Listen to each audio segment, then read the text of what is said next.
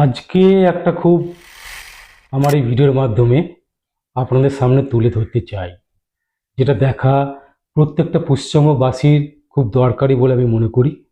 সেজন্য শরীর খারাপ থাকা সত্ত্বেও আমি ভিডিওটা বানিয়েছি। এই ভিডিওটা দেখলে আপনাদের মনের মধ্যে অনেক কনফিউশন দূর হয়ে যাবে। তো আশা করি আপনারা ভিডিওর প্রথম থেকে শেষ পর্যন্ত থাকবেন, এই ভিডিওটা খুব মন দিয়ে দেখবেন।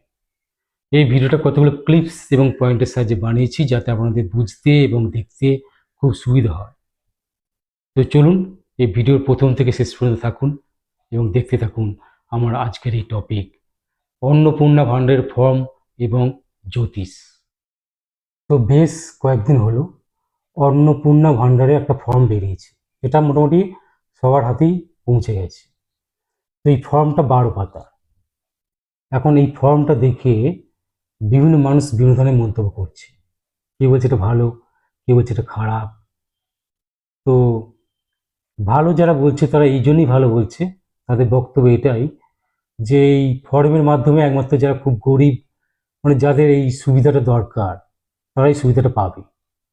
আর খারাপ যারা বলছে তাদের বক্তব্য এটা যে অনেক মানুষ আছে হয়তো খুব গরিব নয়, কিন্তু তাদের টাকাটা দরকার, টাকাটা তাদের সংসারে কাজে লাগবে, টাকাটা পেলে তাদের অনেক উপকার হবে।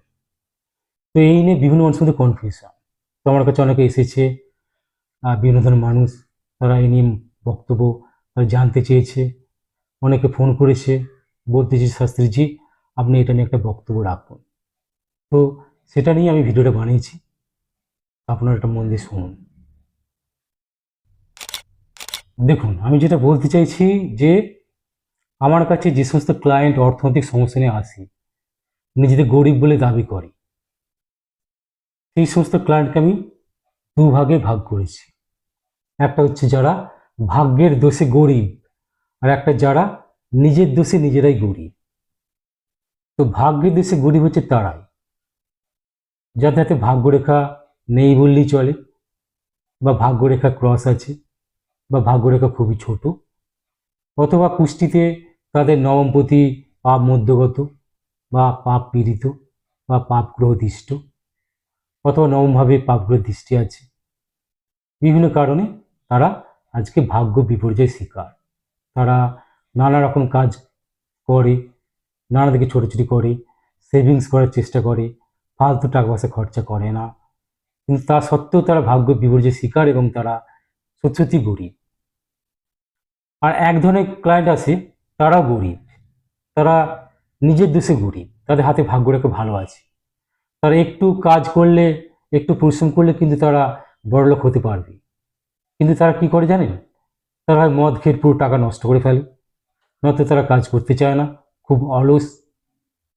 তাদের নবমপতি ভালো জায়গায়, একটু কাজ করলেই তারা টাকা পয়সার মুখ দেখে, সচ্ছল হতে পারে। নয়তো আবার তারা ইনকাম ভালোই করে, প্রচুর তারা ব্যয় করে, তাদের যে ঠাট বাট সেটা অনেক বড় লোকের নেই।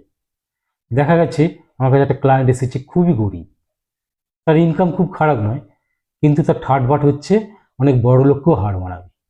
সে তার ছেলেকে পড়াচ্ছে, প্রায় তার 4টা থেকে 5টা স্পেশাল টিচার।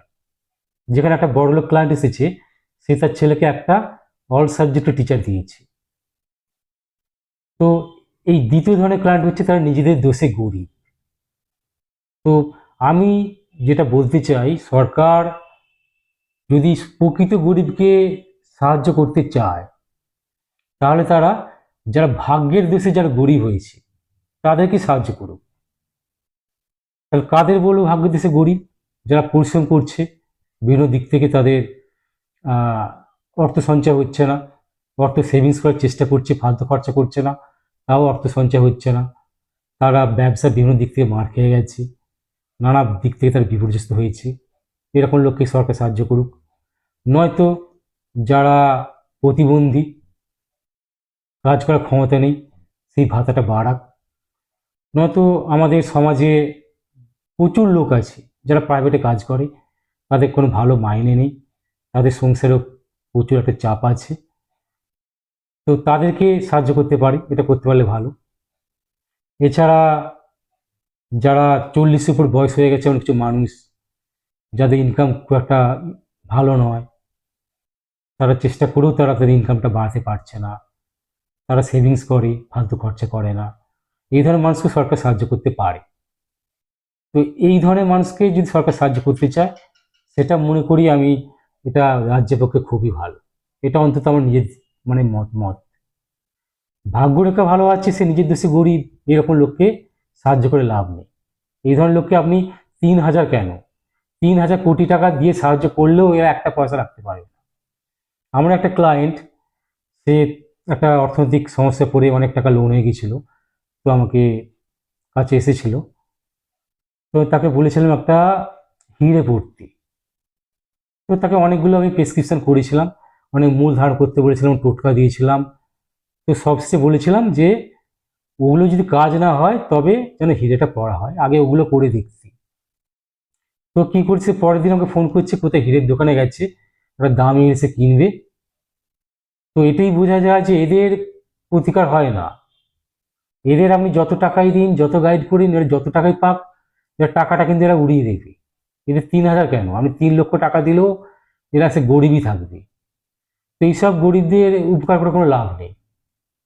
আরও একটা কথা বলতে চাই, আমার কাছে রিসেন্ট কতগুলো ইন্ডাস্ট্রিজ এসেছে, দেখলাম তাতে হাতে ভাগ্যরেখা ডাউন হয়ে গেছে। তো আমি বললাম সামনে কিন্তু আপনাদের সময় কিন্তু খুব ভালো আসছে না। তখন ওরা বললো যে আমাদের তো ছোটোখাটো ফ্যাক্টরি, মেয়ে লেবারাই কাজ ফাজ করে। তো তারা বলেছে যে যদি আমরা অন্নপূর্ণা ভাণ্ডারটা পেয়ে যাই তাহলে আমরা কাজ করতে আসবো না। তাহলে দেখুন, এই ক্ষেত্রে এই অন্নপূর্ণা ভাণ্ডারটা যদি তারা পায় তাহলে রাজ্যের তাহলে কত ক্ষতি। তো সেই হিসাবে আমি বলছি, যারা ভাগ্যের দেশে যারা গরিব, শুধুমাত্র তাদেরকেই যদি সাহায্য করুন। আর শুভেন্দুবাবু, আপনাকে আমি একটা কথা বলতে চাই, আপনি যদি সেটাই চান যারা গরিব, দেশের অর্থনৈতিক অবস্থা আমি উন্নত করব, তাহলে আপনি বাস ভাড়াটা ফ্রি করছেন কেন সমস্ত মেয়েদের ক্ষেত্রে? এতে তো দেশের অর্থনীতি আরও খারাপ হবে। তো আমি চাইবো আপনি যদি ভিডিওটা দেখেন, চিন্তাভাবনা করুন এবং প্রত্যেকটা পদক্ষেপ ভালোভাবে নেওয়ার চেষ্টা করুন, যাতে সত্যি যাদের এটা দরকার তারা এই সুবিধাটা পায়। এবং ফালতু যাকে তাকে যে সমস্ত সুবিধা দিলে কিন্তু দেশের ক্ষতি হবে, রাজ্যের ক্ষতি হবে। তো সেটা ভাবনা চিন্তা করে আপনি এই সমস্ত নিয়মগুলো চালু করুন। কারণ যেদিন আপনারা ক্ষমতায় এসেছিলেন তার 4-5 দিন আগে আমি বলে দিয়েছিলাম বাংলার মসনদে দেবে বিজেপি, কিন্তু সেই দিনটা মোটেই শুভ নয়। সেই দিনটা গ্রহ নক্ষত্র মোটেই ভালো ছিল না। 4 তারিখ ছিল রাহুর তারিখ, রাহু মানে একটা বিশৃঙ্খলা। তো আমি চাইবো আপনারা দেখে শুনে সিদ্ধান্ত নিন, যাতে পরের বার আমি পেটিশন করতে পারি যে বাংলার মসনদে বিজেপি বসছে। সেইভাবে আপনারা চলুন। আমি কোনো পার্টির দাবিদারি করি না, আমি যেটা দেশে ভালো হবে, দশে ভালো হবে, রাজ্যের ভালো হবে, সেটা আমি বলতে চাই। তো এই সমস্ত কথা বলে আমি আপনাদের সামনে ভিডিওটা শেষ করছি। আপনাদের মতামত কমেন্ট সেকশনে জানাবেন, ভালো লাগলো কি খারাপ লাগলো সেটা আমাকে বলবেন। ধন্যবাদ।